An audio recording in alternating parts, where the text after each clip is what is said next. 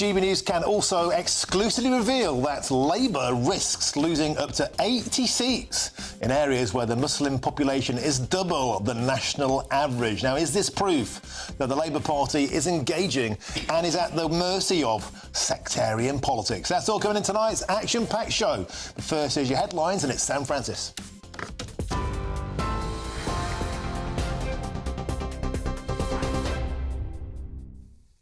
Martin, thank you, and a very good evening to you. Fast approaching 2 minutes past 7. The top story: the Princess of Wales has embraced Holocaust survivors at a poignant ceremony marking Holocaust Memorial Day in London. Joined by Prince William, who described the occasion as a great honour, the pair commemorated the 80th anniversary of the liberation of Auschwitz. Catherine met with survivors, and the couple took part in a candle-lighting ceremony. And in a moving speech, Prince William praised the survivors' bravery, saying their courage ensures we never forget. We also remember those survivors who have lived with the scars, both mental and physical. Their bravery in sharing with us the most harrowing moments of their lives are extremely powerful and ensure we never forget. I assure them we never will. Meanwhile, the King has been attending a service at Auschwitz to honour the victims and survivors of the genocide. His Majesty is the first British head of state to visit the former Nazi concentration camp, where he sat with other world leaders earlier this afternoon. And following that ceremony, he took a tour of the concentration camp's memorial site and also laid a wreath at what's known as the Death Wall. Earlier, His Majesty said the responsibility of remembrance now rests on all of our shoulders. The liberation of Auschwitz is both a sombre and indeed a sacred moment. It is a moment when we recall the 6 million Jews, old and young, who were systematically murdered. In other news, 7 members of one of Scotland's worst child sex abuse rings have been handed lifelong sentences today and warned they may never be released. The group inflicted horrific abuse, including rape and attempted murder, on children under 13 over 7 years in a Glasgow drug den dubbed the Beastie House.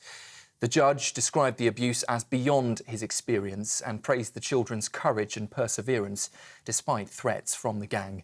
The group's sentences, totalling over 93 years, include lifelong restriction orders, meaning the offenders will remain under supervision for life. Shares in major US tech firms have plunged today following the rise of a new low-cost Chinese chatbot called DeepSeek. Launched just last week, the app's already overtaken rivals like ChatGPT to become the most downloaded free app in the United States.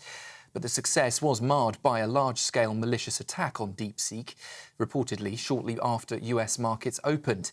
In early trading, Nvidia shares fell by 10%, with Microsoft and Meta also seeing losses. Developed for a fraction of the cost of its competitors, the chatbot is raising big questions about the future of America's AI dominance. Well, turning to news in the Middle East, and Israel has confirmed that 8 of the remaining 26 hostages due to be released by Hamas are sadly confirmed dead. That news comes after Israel received a list from Hamas which matched their own intelligence. 7 women have already been freed alive, with more hostages expected to be released later this week. The Israeli military is still working to secure the release of 87 hostages, 34 of whom are feared dead. Negotiations for the second phase of the ceasefire are expected to begin on the 4th of February. And back here at home, a major incident has been declared in Somerset after heavy flooding overnight, and rain and wind is continuing to batter parts of the UK. Over 30 flood warnings are still in place across England, with residents in the worst-hit areas evacuated. And emergency teams are still on the ground, earlier rescuing 61 people from flooded properties. A fresh yellow rain warning is also in effect as Storm Herminia brings more downpours and strong winds, and relief centres have been set up in Chard, Ilminster and in Somerton. Those are the latest headlines. I'll be back with you for a full roundup at 8 o'clock. Now, though, it's over to Martin. For the very latest GB News direct to your smartphone, sign up to News Alerts by scanning the QR code or go to gbnews.com/alerts.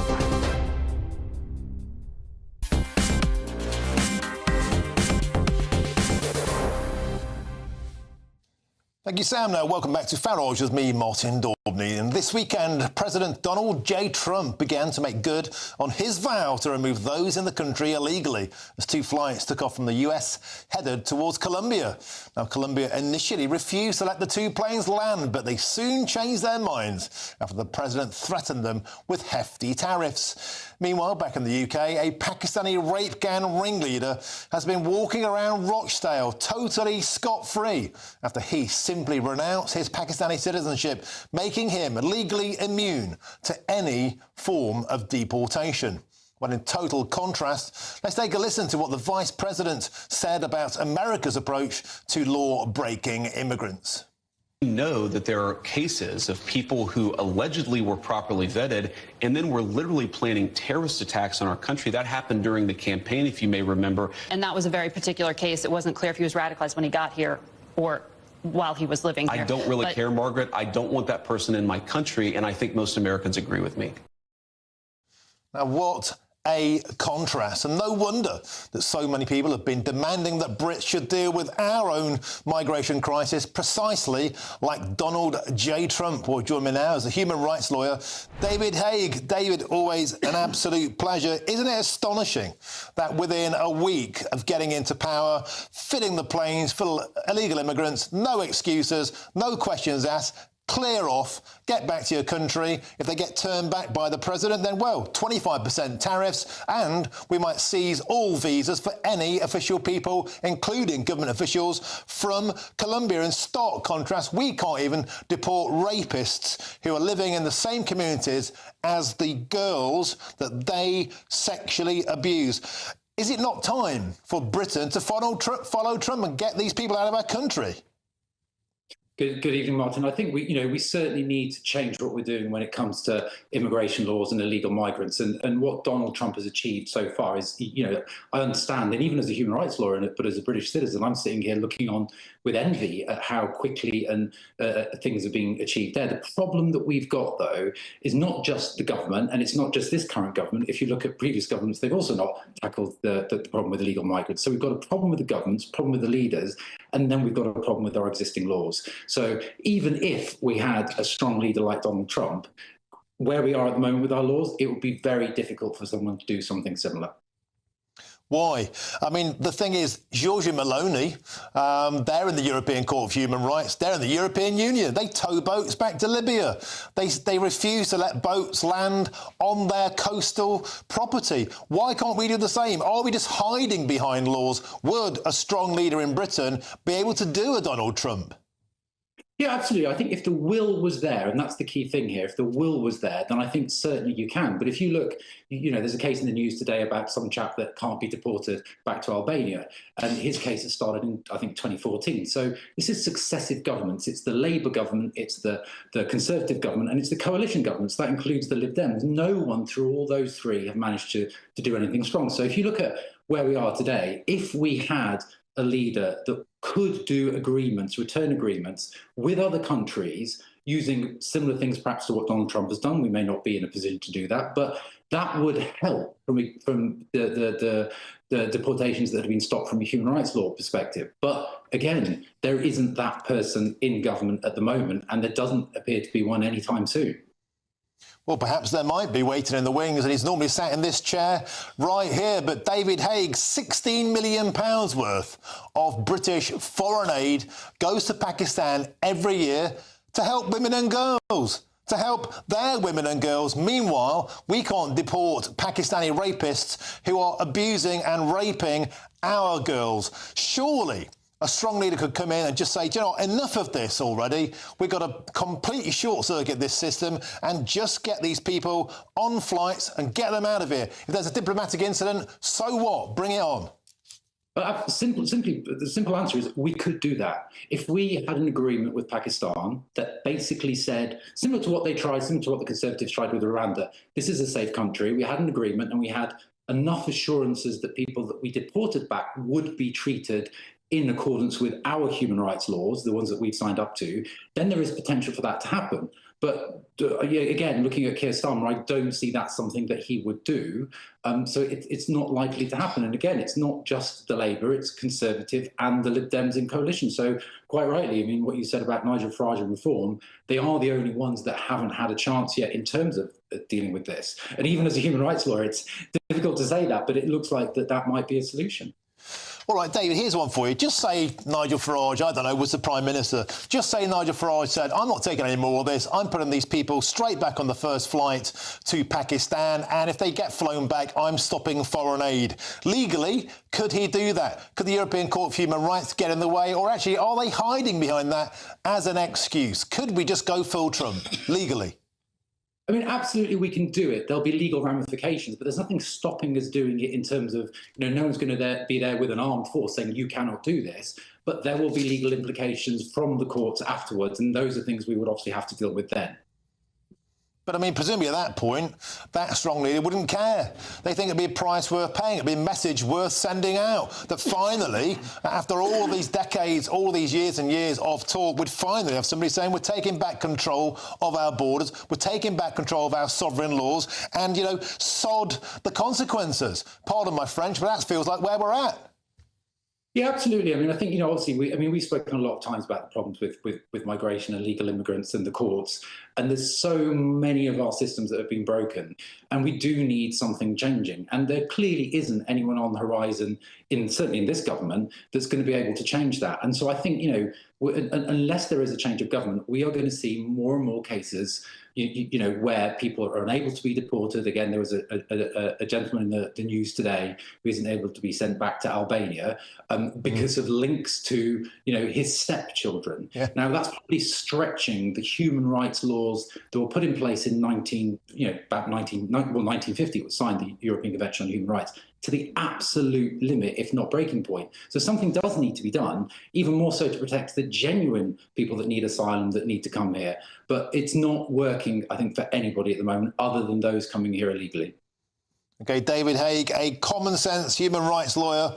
Always a pleasure to have you on the show. Thank you very, very much indeed. Let's get back to my panel to continue this conversation, because I can probably tell I'm getting a bit sick of being told we can't take control of our borders by human rights lawyers. I'm joined now by the former Reform spokesman, Gawain Towler, and GB News' senior political commentator, Nigel Nelson. Gawain, Nigel, I'm going to start with you. OK. So let's be honest. Time and time again, we seem stymied by the same old barriers. Human rights lawyers, ECHR. Now, you might say with some justification, that's why these rules are there. But they're not the rules of Winston Churchill anymore. They're not protecting vulnerable people fleeing the Nazis. They're protecting rapists who have no place to be in our country. Yeah, but what we don't want to do is take international relations out of the Donald Trump playbook. Why not? Well, because if you look at the way he did this, that Colombia objects.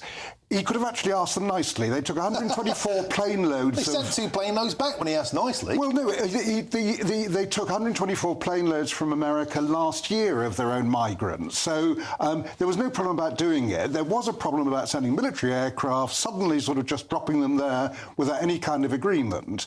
So what we've got here is a bully. So what he did was with Colombia, he bullied them into... Taking rapists back. Well, he bullied... Taking criminals back. He bullied them into That's doing... That's the kind of buddy people would like into doing what he wanted. Well, how would we behave, for instance, if Donald Trump demanded the extradition of somebody over here and we refused to send them back, perhaps because of the death penalty, no guarantee they wouldn't be put to death?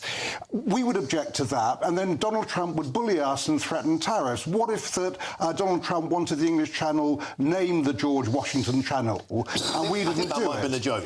Well, I think it was a joke, but the point I'm making is that Trump is a bully. That part is not a joke, and we should not bow down to that. That is not the way to conduct international relations, or indeed industrial ones. Pakistan, as far as dealing with Pakistan goes, we get a lot out of Pakistan because of international aid. What do we get out of Pakistan? Oh, well, example, counter-terrorism. What international aid goes to funding counter-terrorism in Pakistan. The ISI in Pakistan is hardly our friend, and I'm sorry. That is why we suggest that we get great counter-terrorism advice from the Pakistanis. No, not advice. We actually use it to try and get counter-terrorism intelligence from Pakistan. That goes through international aid. We use it for sorting out international trade. Go ahead. The idea that we use Pakistan for international trade, no, I'm sorry. We do. £3 billion a year we get from Pakistan, and we channel some of our international aid into investment. Let go and have a say. I'm sorry. The idea that Trump has acted in an abominable fashion. No, he's been elected. He's made promises. He's trying to deliver on those promises. That is what the American people want. Now, of course, Trump doing stuff for America isn't necessarily Trump doing stuff for us, and why should it be? The idea that we can't send people back to Pakistan, and Pakistan says, no.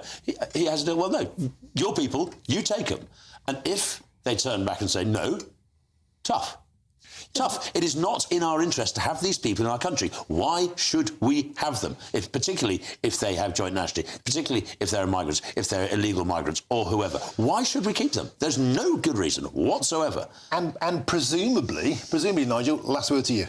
Well, I mean, if they've committed a crime here, we can then and they're a Pakistani national, we can deport them and send them back. Being an illegal immigrant is a crime here. Well, that depends what sort of illegal immigrant you're talking about. If you're talking about as asylum... Paedophiles, pretty illegal. Yeah, that's right. And what happens after their sentences, we can deport them back to Pakistan. But when they fail provided they're a Pakistani national, not a dual national. But that's the point. Why can't we just get rid of dual nationals or strip them of our British nationals? Hang on a sec. Carrie Abdul Rauf, a Rochdale rapist, decided he was no longer Pakistani. He kept the British part. In order... At which point to dodge deportation. It makes a mockery of the law, man. Rapists can lie his way out of deportation. Under the British system, that if you're a dual national and one of those nationalities is British, you're able to stay here. Why? We only remove that. We only strip British nationality for treason and for terrorism. Well, maybe that should be rolling down the line to rape, to murder, to robbery, to theft. In fact, to anything that would end up with a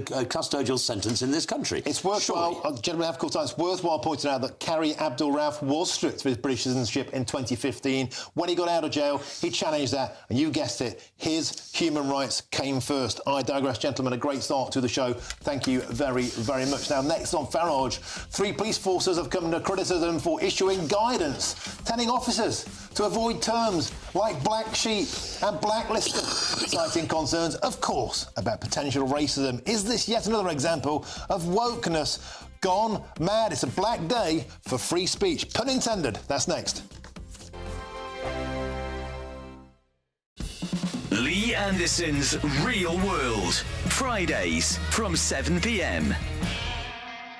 Aaron McLean, the goal machine here, used to play for Peterborough United. You bagged loads of goals for them back in the day. But I've got a bone to pick with you, young man. You scored at the City ground against Nottingham Forest for, was it Hull City? For Hull City, yeah. Why did you do that? Well, that was my job, unfortunately. I must say, that was actually one of my favourite goals. Was it really? Because I remember, obviously, playing at the City ground, unbelievable stadium, historic. It is great. So, and we beat you 1-0. OK, no need to rubbish it. These sports clubs, whether it's football or rugby or whatever, should offer 2 alternatives. Either a professional footballer, or if you don't quite make it, you can still go and play football at a lower level, but have a career as well, maybe be an electrician or a plumber. 100%. You know, listen, I've had multiple conversations with various different people, whether it's the PFA or whether it's clubs. Even players who do have careers, you know, there's so many that don't make it and don't quite make it to the level or only play at a lower level. There's so many that do have long careers, but once you come to the end of that, you've spent, you know, for me, I spent 20 years as a professional footballer. Once I finished playing, what do you then do for the rest of your life? You know, at 35, once you retire, you still have to have a purpose in life. Yeah. But I'd almost be starting from ground zero. I'm fortunate that I went into coaching and then went into the media. That's good. But for every one of me, there's hundreds that don't. And I've got so many friends who, I've got to say, you know, have really, really struggled on the, you know, mental health side. Yeah, that's a good point, actually, because you go from, like, playing in stadiums, big stadiums, small stadiums, crowds, singing your name, and all that sort of stuff, that adulation, the buzz of winning games, and, you know, the downs of losing games, and you go from that to sort of nothing when you finish. I mean, that's a big come down there. It's a huge come down. GB News, the People's Channel.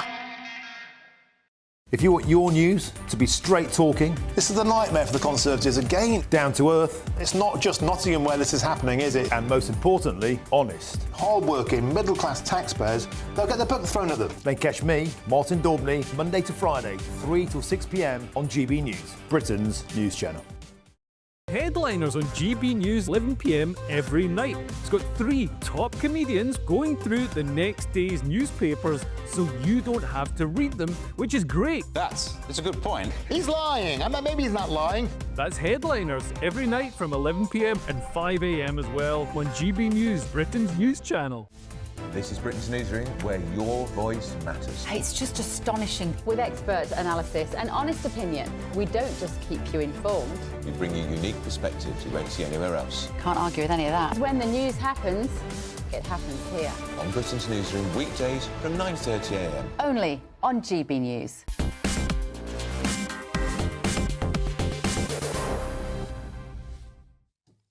Welcome back to Farage with me, Martin Daubney. Now, police officers have been urged not to use terms like black sheep and blacklisted in case they offend someone. And the warning is part of a 9-page document forming a diversity guide for staff at Bedfordshire Police and Hertfordshire and also Cambridgeshire constabularies. Now, the document also states that pregnant person should be used instead of referring to pregnant women. Of course it does. So is this an example of woke ideology gone too far, or is this indeed needed to keep up with modern times? Well, no prize for guessing what my opinion is, but that's enough about me. Let's get a panel in. That's the former Reform spokesman Gawain Towler and GB News' senior political commentator Nigel Nelson. Nigel, you're not going to sit there, are you, and defend the chest-feeding brigade? The fact that somebody could be offended by using, established parts of British talk like black sheep and blacklisted, this is simply absurd. Yeah, when it comes to the language, no, I'm not going to defend it, but I think that it is absurd. I mean, what would happen if one of those police officers wanted to arrest someone for blackmail? What happens if one of those police officers is transferred to Blackpool? The whole thing becomes ridiculous when you start messing around with language. They come out in hives, don't they? Yes, probably. The bit I think that makes sense in this document is how that they treat gender identity. I think the idea of actually saying to police officers, try and respect gender identity is actually worth ramming home. How does that go? Well, I mean, basically, it means that you accept the identity of the person. When they record the sex of somebody, they do it based on... So you have the female sex rapists? Well, you can have a female... Well, no, you can't. Well, you can. What the law says is, if it's down to aiding and abetting, then you can actually have a female rapist. If there is rape with a penis, even though that person might be officially a woman, she can be charged with rape. 49 people over the last 10 years have been charged that way. But you mean there's a bloke with a penis? Well, but there is someone who identifies and is officially a woman, got a gender recognition certificate. It may be that woman has a penis. Rape can only happen with a penis, which only a man can have. Which a woman who has got a gender recognition certificate officially making her a woman can then be charged with rape. See, actually, we're focused on the wrong thing here. I agree. Black sheep, blacklisted is a mere prawn cocktail. The main buffet of madness here is this gender ideology as a social construct. Yes, Nigel identified a man can say he's a woman and be allowed into a woman's space, commit rape, and actually is still a woman. And this is the problem. And I do I agree on the original stuff you were talking about, Nigel. I do think that what you were saying about being right. This person. How many times have you read a newspaper saying a man so a woman has been involved in such and such a crime? We find out later it's not a woman at all. It's a bloke. Crimes of violence, sex crimes. This happens time and again. And the newspapers say it and the police say it, and you look at it and go, hold on, that's rubbish. And why are these crimes being just racked up on the female side? They shouldn't be. Because that's the way that the police actually record crimes. Well, that's wrong. Well, hang on a second. The police aren't doctors. They can't do an examination and go through chromosomes or whatever to try and find out. Well, they did. So you basically argument fall apart. But the situation here is that you're still stuck with the problem that if you have a gender recognition certificate under the 2004 Act, you are officially a woman if you transition from being a man, and that doesn't require. And should be charged and convicted and imprisoned as a woman? No, not imprisoned as a woman. So where's the difference? How come it becomes different? It doesn't make sense. Well, hang on. You know, it makes sense, but I'm in favour of female-only spaces. There are bound to be restrictions. There are on women's sport, quite rightly, on female-only spaces, and in prisons. It's quite right. Why are you in favour of that, but not a biological man with a penis saying he's a woman? Having committed a sex crime. Believe that? What's the difference? It's not a question of believing it. It's a question of how the police record it. And in that case, the police will record it as a woman. Who has committed rape? If that woman has used a penis to commit rape, yes. Then it's not a... no, unless she's using somebody else's penis to commit the rape, it is not a woman committing rape. It is a man committing rape. The argument you're making, Gwen, is that somebody who is transitioned can't be a woman. I'm arguing... Somebody who still has a penis and gonads, male gonads, cannot be a woman. But if they've gone through the process of the legal process, through the legal process, that is absurd. Well, it can't be absurd if on their passport it says they're a woman. If on their driving licence it says they're a woman. That is the absurdity. Legally, you're right. Legally, you're right. Yeah, but the law, as we know, can often be an ass. And that's the point.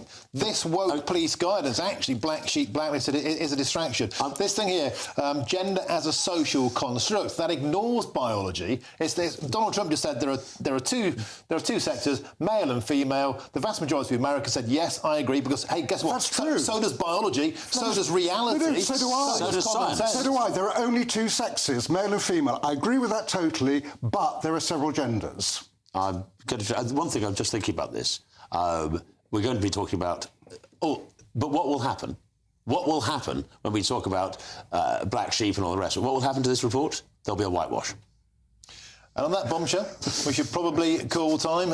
Or maybe it'll be a wash of colour.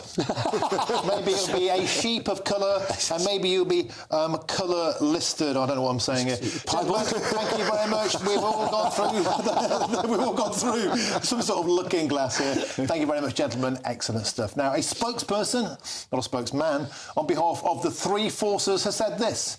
The information we've issued aims to provide guidance to help our officers and staff identify difference in our communities and treat the public we serve with respect. We regularly review such guidance to ensure that it remains current. We are committed to ensuring everyone across our three forces takes personal responsibility to help create an inclusive workplace where police officers and staff respect others, feel valued for their differences and can be themselves. Now, next on Farage, a shock poll suggests that more than half of Gen Z would prefer a dictator. We went out onto the streets of Birmingham to see what youngsters thought about that, and you will not Adam and Eve it. That's next here on Farage. Hello there, good evening. Welcome to your GB News weather update from the Met Office. As we head into tomorrow, remaining unsettled with heavy showers, still awfully windy for some, particularly in the southwest, and a risk of thunder and lightning continuing. That's all because of this area of low pressure just out to the west. That's dragging in these frontal systems. Also a good squeeze in the isobars at times too, bringing in thus that windy weather also. As we head into tonight, heavy showers continuing to spread across the country, merging into longer spells of rain. Could even see some hail and thunder mixed into these showers at times, and still remaining very windy, particularly across the far southwest of the country, where we do have a yellow Met Office wind warning in force. So by the time we reach Tuesday, temperatures largely remaining above zero, but it is going to be feeling quite cool, particularly under cloudy skies where we see those prolonged outbreaks of rain. For the morning rush hour tomorrow, we could see some rather heavy showers across parts of the south, parts of Wales too, so do take care if you're out and about. Western parts of Northern Ireland, also northern parts of England could also see some outbreaks of rain. Largely dry across Scotland, though once again still plenty of showers around coastal areas, longer spells of rain at times across the Northern Isles, where here too it could could be rather windy to start. And then overall into tomorrow, once again, another rather unsettled day. We do have a yellow Met Office rain warning in force across southern parts of Wales as we head through tomorrow too. Once again, plenty of heavy showers, these lingering at times across parts of Yorkshire and Lincolnshire, so quite a wet day on offer here too. We may start to see some drier spells, eastern parts of Northern Ireland, parts of Northern England where the sunshine may break through, but on the whole, it's another unsettled day ahead. As we head into Wednesday, it should be more dry weather around. That's away from the south where we are expecting some outbreaks of rain just to skirt up here. Quite a heavy outbreaks of rain for parts of the Channel Islands, but plenty of dry weather around. There's still plenty of showers across the parts of Scotland where they could turn wintry over high ground.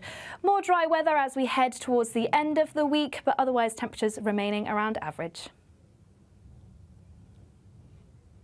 Hi, I'm Michelle Dewberry and my show is your opportunity to cut through all the noise and dive in headfirst to some robust debates. Ideas clash. Situation, isn't it? No, because the failure is you're deliberately avoiding my point. Nothing's held back. And if you think this is the end of it, wait for more. And we do not shy away from the difficult stuff. Sometimes I want to shake people and say, if only you understood. So join me on Jubes and Kerr weeknights at 6 p.m. only on GB News, Britain's news channel. Mornings don't have to be tiresome, especially if you have the right company. Wake up to news as it happens, opinion and debate, and of course, a little bit of entertainment too. Because when the kettle's on, we're on. That's Breakfast on GB News, a show worth waking up for. Every morning from 6 a.m. Only on the People's Channel, Britain's news channel. We'll spread the news, you spread the word.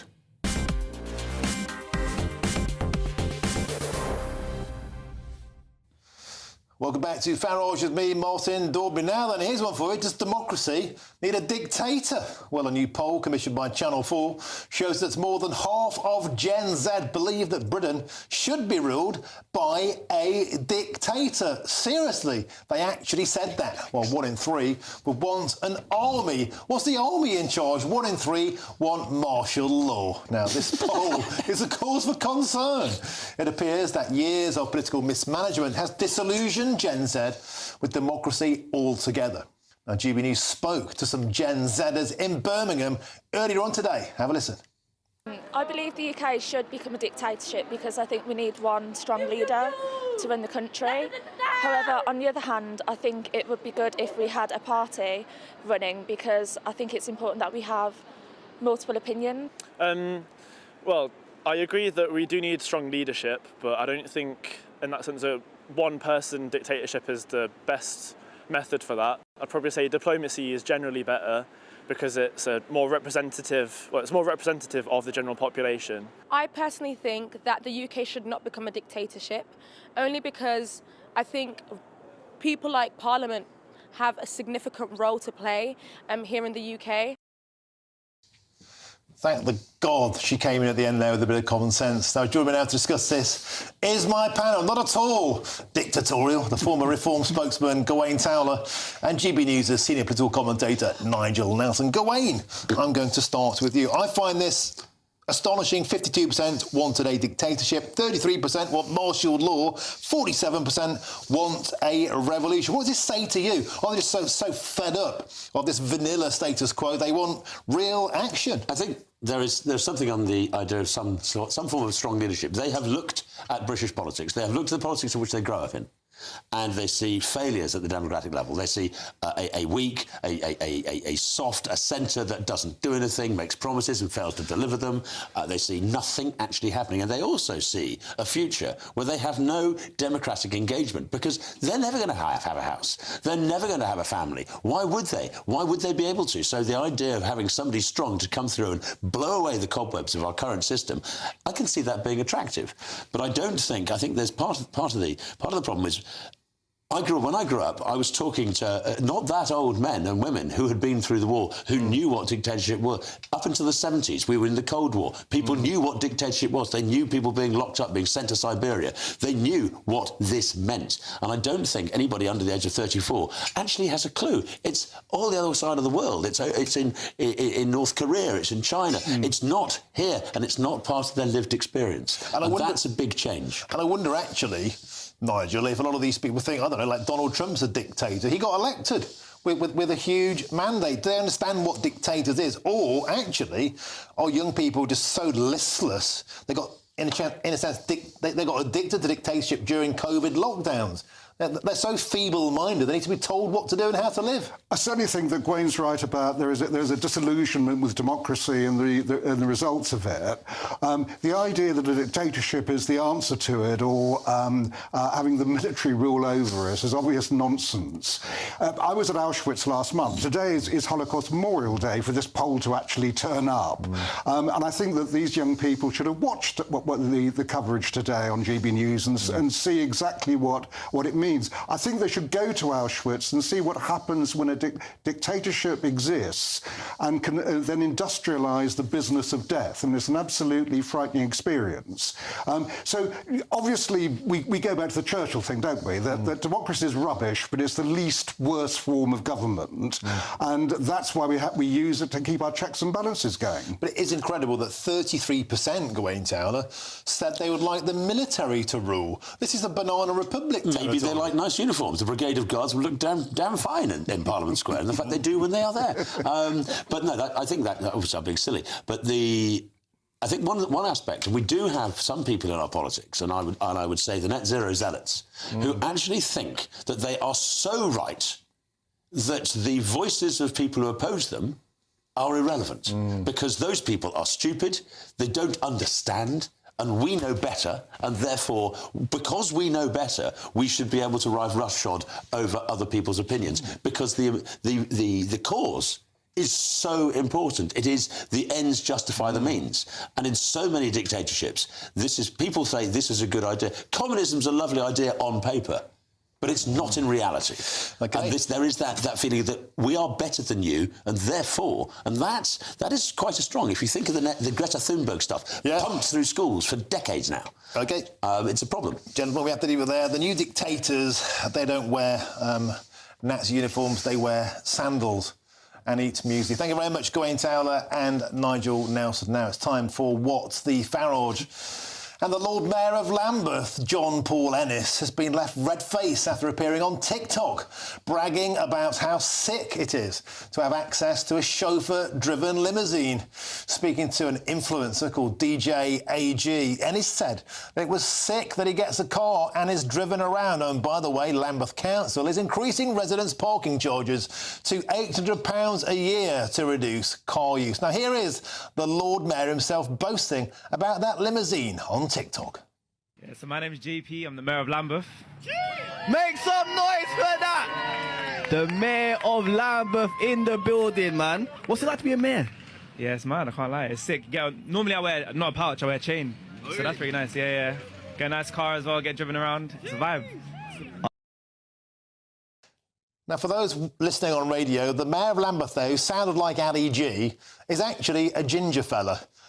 He just suddenly came across all Ali G. Let's get the view of my top panel. Let's quickly have a reflection on this. Isn't this an example of how the Labour Party just have total double standards? It's like, we're all in favour of net zero, but hey, let's expand the runway at Heathrow. This guy, the Labour Party, make it a nightmare to drive around Lambeth. There are LTNs everywhere, ULEZ cameras in your ear hole, and this guy's bragging about getting a limousine. What a plonker. I think it's irrelevant that he's Labour on this one. Why? But just because I don't... bragging about having a limousine. He is, and he happens to be a member of the Labour Party, but that doesn't necessarily mean this is actually Labour's fault. But I do think that he should be giving up his chauffeur-driven car. If net zero is so important to Lambeth Council, then he should be setting an example. Appreciate it's a bit tricky going around on public transport or a bicycle with your chains and robes. You don't wear them all the time. Well, no, but he has to for official functions. But there are ways around that. So, yes, he should lead the way and give up his car. Gawain Towler, another example of do what I say and not what I do. Yeah, the hypocrisy stinks. Of course it does. However, I disagree with Nigel. I think there is a point with that. When you have senior figures, he's elected, he's in that role, I think some level, the dignity of office is also important. Now, and I disagree again on this one, though, is that I think it is that he is Labour, because a Tory wouldn't be so bloody hypocritical about the net zero. The Tories wouldn't be closing down, the right wouldn't be closing down your right to park your car. You wouldn't be, what was it, I think in Dulwich, there's an LTN being brought in his borough. 86% of people have voted against it, but they're going to be overridden by it. Again, the green dictatorial approach.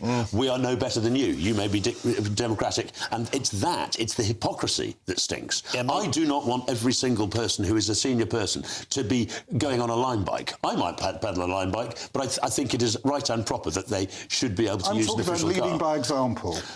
Then don't be a hypocrite. Don't force people out of their cars. Don't make it almost impossible to own a car in Lambeth. Maybe you got it from Sadiq Khan, London Mayor, who's got 300 grand limousine, a bulletproof one, and that's a Range Rover. I digress. Now, quickly moving on. Elon Musk has come up with another new idea for the UK, but I'm not quite so sure about this one. The tech mogul posted this map on X, the platform he owns, suggesting that the English Channel should be renamed to the George Washington Channel. Now, no explanation was provided, and the former Conservative Minister Greg Hands responded that the Eisenhower Channel would make more sense. However, personally, I don't see anything wrong with calling it the English Channel myself, because it annoys the French. Keep it as the English Channel, it annoys the French. Now, up next on Farage, new research suggests that Labour's reliance on Muslim votes in up to 80 seats may be behind some of the government's more controversial policy positions. We've got some astonishing new data. More on that after the break. Can't wait to get in that sea. Lovely and warm. Just like the feeling of having great travel insurance. All Clear Travel Insurance sponsors GB News Travel Destinations Forecast. Hello, here's your latest winter sun forecast brought to you by the Met Office. The south of Europe looks pretty unsettled over the next few days. Rain at times in most areas and windy in places too. So looking at things in more detail for Tuesday, the Canaries and Madeira, mostly fine, 1 or 2 showers but some sunshine too. Some persistent outbreaks of rain across parts of Spain, southern France into Italy, even some snow across the Alps. So it's the southeast of Europe set to see the best of the conditions. As we head into Tuesday and Wednesday, we hold on to fairly unsettled weather, but something a bit quieter later in the week. All Clear Travel Insurance sponsors GB News Travel Destinations Forecast.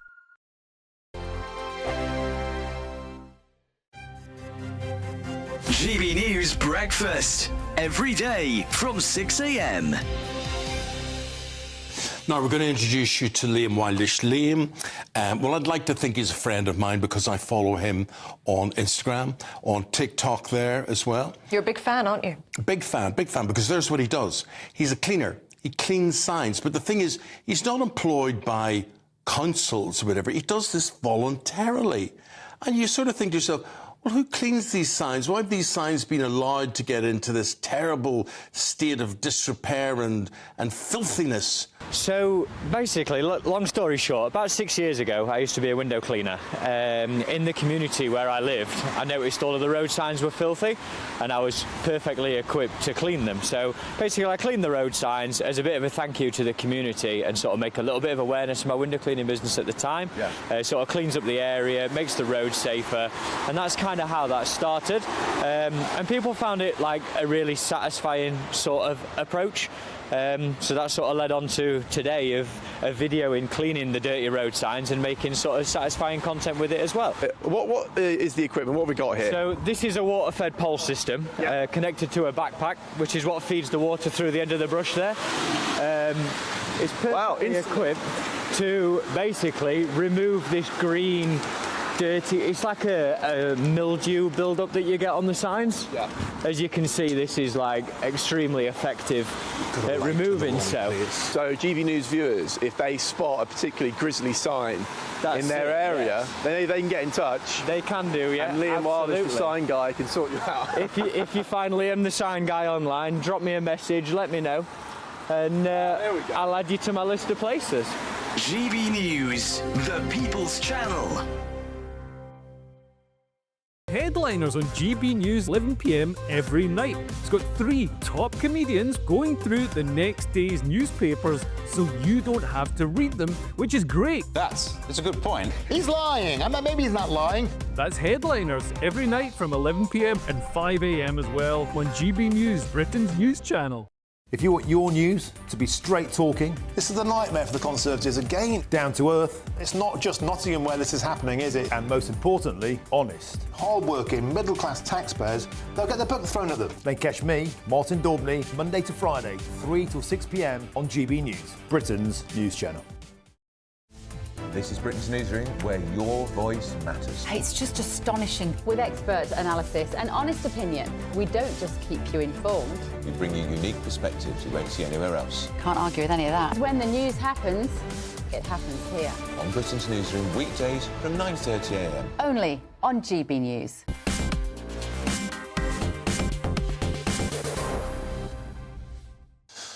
Welcome back to Farage with me, Martin Daubney.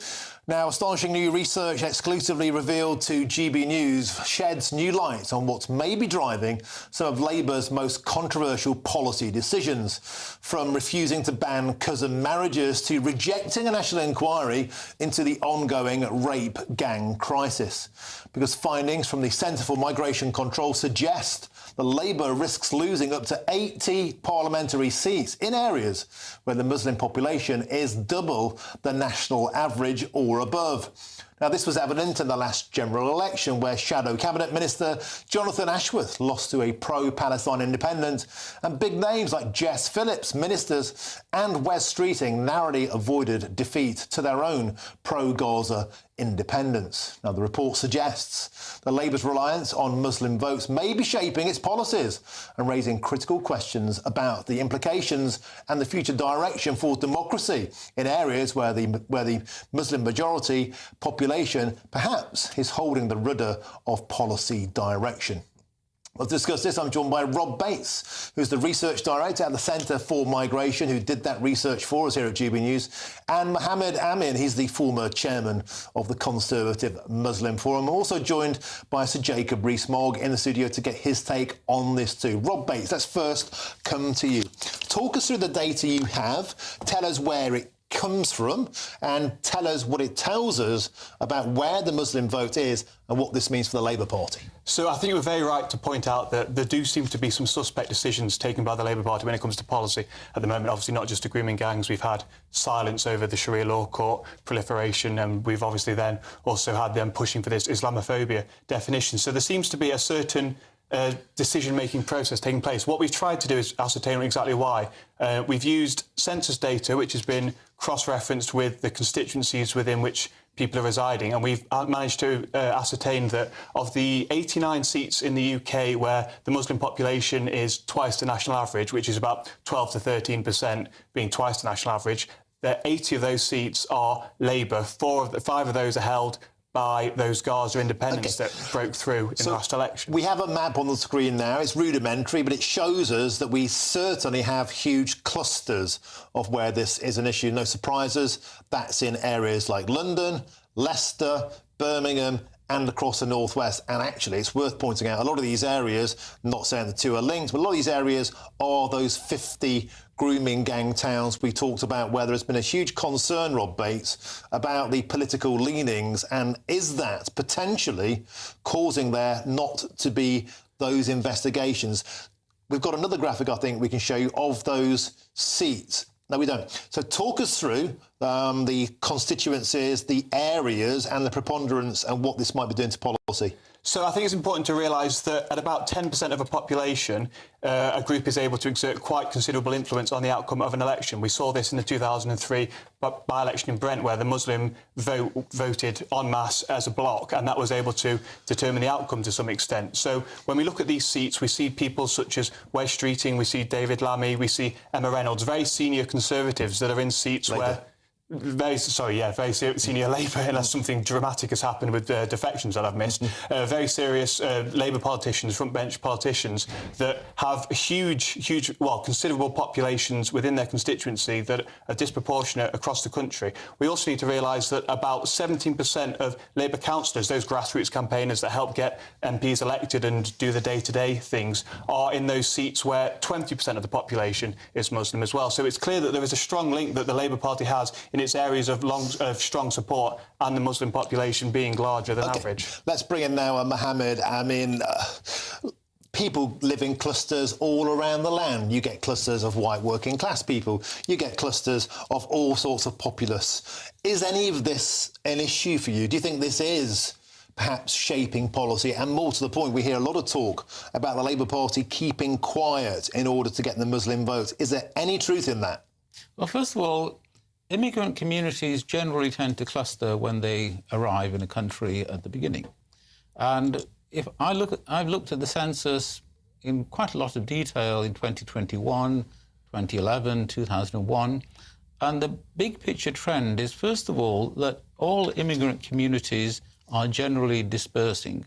And that the Muslim community is no different. So it is less concentrated in 2021 than it was in 2011. Still pretty concentrated, but it is definitely dispersing. As I was a Conservative Party member for 36 years, and as chairman of the Conservative Muslim Forum, which is a grouping inside the Conservative Party, I was very keen on gaining more votes from Muslim voters because they've historically overwhelmingly voted Labour. I haven't got statistics for the 2005 general election, but it was very heavily Labour, I'm sure. 2010, it was about sort of... the Conservative Party got about sort of 10% of Muslim voters, but by 2015, it had risen to 25%. I think that was the Conservative Party's high point. And since then, it's actually moved backwards. And the reason why the Conservative Party vote amongst Muslims but moved backwards can be found in Conservative Party politicians like the Zach Goldsmith mayoral campaign of 2016. So you're saying that Islamophobic candidates are putting off Muslim voters voting Conservative? Well, wouldn't they put you off? You know, if you have a candidate, if you had a candidate who was disparaging your religious group, you would be less likely to vote for them. OK, so Jacob Rees-Mogg, perhaps I could bring you in at that point. Do you think it's a fair point to say that the Conservative Party has been seen Islamophobic and that could be putting off Muslims for voting for them? No, I don't think it's true at all. I think it's absolute nonsense that the Conservative Party is an open party and believes in individuals. There has certainly historically, though, been a trend for new immigrants to vote for left-wing parties. So the Irish, when they came over, used to vote Labour. The Catholics, therefore, are a strong Labour bloc. The Muslims have tended to vote Labour too. But there is something more to it, and that is, in Christianity, there was a huge argument in the Middle Ages over who had power, the state or the church. And it was decided, it's all over Luke 22:38, one verse of the Bible, endlessly argued over. And they decide there is a secular arm and there is a religious arm, and you have a separation. In Islam, this isn't true. There isn't a separation between the secular and the religious arm. And therefore, you would expect a Muslim community, in good faith, to put their religion at the heart of how they voted, and therefore, with a 12% voting bloc being very powerful in any constituency, for this to become a very important issue in constituencies. And the Labour Party is there to win elections. So, of course, it's going to try and appeal to its electorate by making policies, developing policies that meet the concerns of those voters. Before I ask you what's on your show, quickly, the final minute to you, Mohammed. Is there anything in this allegation, for example, with the Labour Party taking on the definition of Islamophobia, which, for example, would prohibit them from using grooming gangs as a term? Is there a worry that the Muslim control may be exerted too far? All political parties respond to the people who vote for them and the issues that matter to the people who vote for them. I personally am strongly opposed to the all-party parliamentary group's definition of Islamophobia, even though it has been adopted by not just the Labour Party, it's been adopted by my own party, the Liberal Democrats, before I actually became a Liberal Democrat. OK, we have to leave it there. We've simply run out of time. Thank you very much, Rob Bates and Mohammed. I mean, Jacob Rees-Mogg, very quickly, you've got 20 seconds, 30 seconds. What's on your show tonight? We're going to be talking about Trump and asylum. Trump gets rid of asylum seekers. We take in people because they've got a transgender child, even though they're drug dealers. What's wrong with this country? Can we learn something from Trump?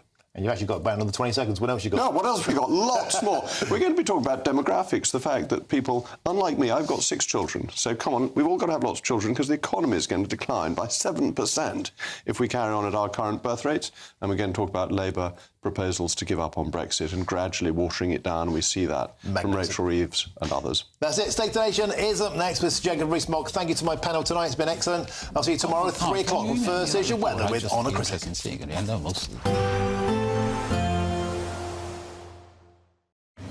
Even though we'll see a cloudy start, it'll be a bright outlook for the rest of the day. Boxed Solar, sponsors of weather on GB News. Hello there, good evening. Welcome to your GB News weather update from the Met Office. As we head into tomorrow, remaining unsettled with heavy showers, still awfully windy for some, particularly in the southwest, and a risk of thunder and lightning continuing. That's all because of this area of low pressure just out to the west. That's dragging in these frontal systems. Also a good squeeze in the isobars at times too, bringing in thus that windy weather also. As we head into tonight, heavy showers continuing to spread across the country, merging into longer spells of rain. Could even see some hail and thunder mixed into these showers at times, and still remaining very windy, particularly across the far southwest of the country, where we do have a yellow Met Office wind warning in force. So by the time we reach Tuesday, temperatures largely remaining above zero, but it is going to be feeling quite cool, particularly under cloudy skies where we see those prolonged outbreaks of rain. For the morning rush hour tomorrow, we could see some rather heavy showers across parts of the south, parts of Wales too, so do take care if you're out and about. Western parts of Northern Ireland, also northern parts of England could also see some outbreaks of rain. Largely dry across Scotland, though once again still plenty of showers around coastal areas, longer spells of rain at times across the Northern Isles, where here too it could be rather windy to start. And then overall into tomorrow, once again another rather unsettled day. We do have a yellow Met Office rain warning in force across southern parts of Wales as we head through tomorrow too. Once again plenty of heavy showers, these lingering at times across parts of Yorkshire and Lincolnshire, so quite a wet day on offer here too. We may start to see some drier spells, eastern parts of Northern Ireland, parts of Northern England where the sunshine may break through, but on the whole it's another unsettled day ahead.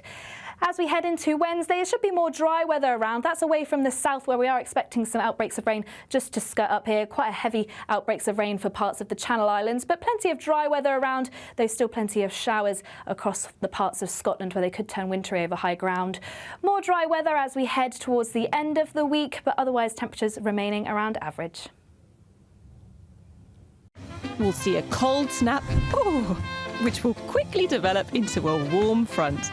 Boxed Boiler Repairs, sponsors of weather on GB News. This is the final week to grab your chance to win our biggest cash prize so far, £50,000 in tax-free cash. How would you react if you won? We won 25,000. I'd say don't hesitate, do it. If you're not in it, you've got no chance of winning it. Don't miss out, as lines close on Friday.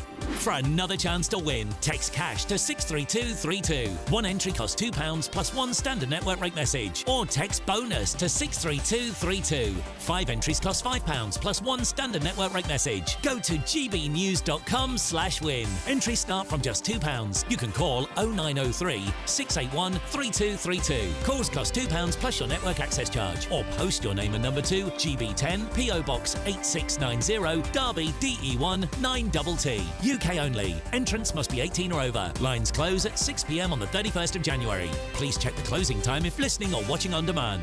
Good luck. Good Afternoon Britain isn't just about us. The wonderful thing about this programme is it's about everyone watching. It's an interactive programme. Well, there absolutely is something to see here, and we're going to be talking about it more. Whether it's breaking royal news, Will, please bring us up to date. Or indeed a particularly punchy speech in the House of Commons. Very, very curious. We bring it to you live, and then we bring you live reaction as well. That's Good Afternoon Britain, weekdays from midday. Only on GB News, the People's Channel, Britain's news channel. Join me, Camilla Tominey, for a frank and honest discussion with those in power that cuts through the spin and gets to the heart of the issues shaping our nation. You haven't confirmed that you want to stand as leader, but you haven't ruled it out either. This report basically says that he's not fit to stand trial. Is he indecisive? Incompetent? I deliver the dose of